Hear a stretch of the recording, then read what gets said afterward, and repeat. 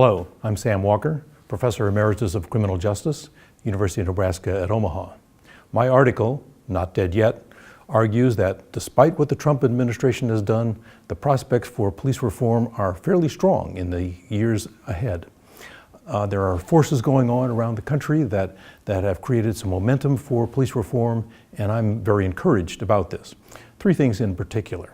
First of all, there's been a tremendous change in public attitudes and public awareness about policing and police problems around the country.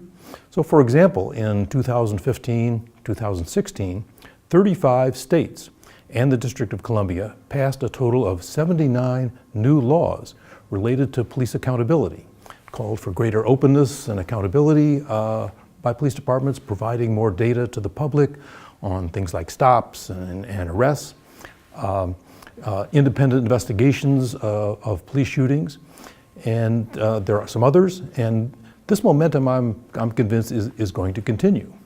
Second, our best police chiefs around the country in the major cities are responded to the events in Ferguson and are moving forward on a series of very important police reforms. You can find it all in the reports issued by the Police Executive Research Forum, PERF. And so there are very important developments in the controlling police officer use of force, on using de-escalation, and some very, very important developments in police training to implement those ideas and to provide really realistic, scenario-based training rather than boring lectures. Finally, the Justice Department consent decrees. The Trump administration isn't going to do any new ones, but there are 40 dating back to 1979.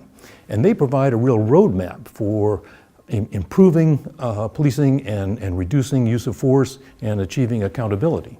And they include, for example, very strict requirements on police officer reporting uses of force, strict requirements on sergeants reviewing those reports and looking for misinformation or inconsistencies or things that just don't add up.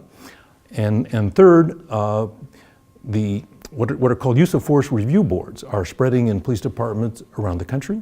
Use of force review board looks at the whole pattern of use of force incidents and to spot problems that keep recurring and provide evidence for changes in the department's policy or the training or supervision on the street. And there's a lot of momentum behind that, and I don't think that's going to go away. So there's some very real reforms going on at the moment. I think this momentum is going to continue, and I'm guardedly optimistic about the future. All of it's in the article, Not Dead Yet.